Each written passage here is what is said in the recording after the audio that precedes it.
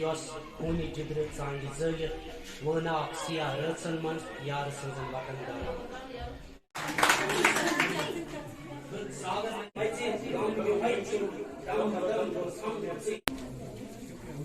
صوفی شاعری ہُنٛد اکھ اہم عنصر چھُ نغمہٕ ان کے خاطر حسین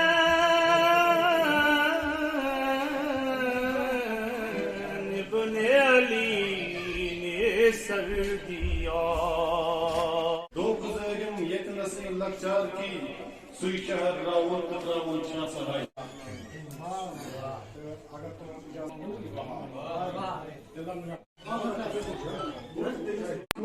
میں نہیں بنی تس سنائی میں سمجھو میں نہیں بنی تس بکیا ون تس تمس سے خبر ہر سانس کے ساتھ مجھے تم سوچا کرو گے میرے ہی عکس کو کھوجا کرو گے تم میری وفائیں جب یاد کرو گے تم من ہی من میں پچھتایا کرو گے تم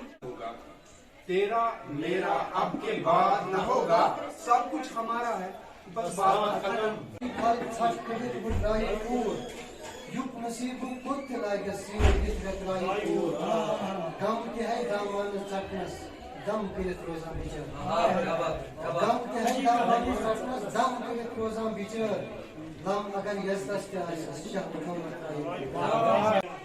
شام شفقو دلس دلس ون کرنا جنن بکیا اسمانن زونجس پت انتظارس زونی چھ تارک ساتی پانس لالس لاگا شیرن ظلمنس واوس خوشی ہندس کریں اسی ژے کم تھاسبت پتھرس تو طرفاتن ژے چکرومت بدن کیا بات ہے سن ہند آش سے آرام مولو دون کتن میں چھن کورت سودا تو خرچو آج ساگر کلچرل فورم سکر پٹن کے اہتمام سے بابا پیام الدین ریشی کے آستان عالیہ کے سامنے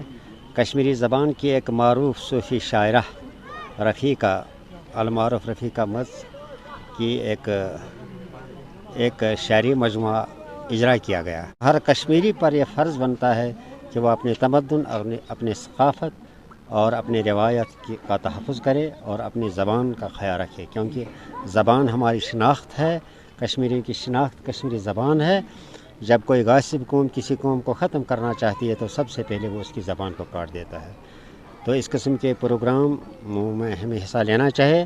ساگر کلچرل فورم نے یہاں ایک کانفرنس کا انعقاد آج کیا،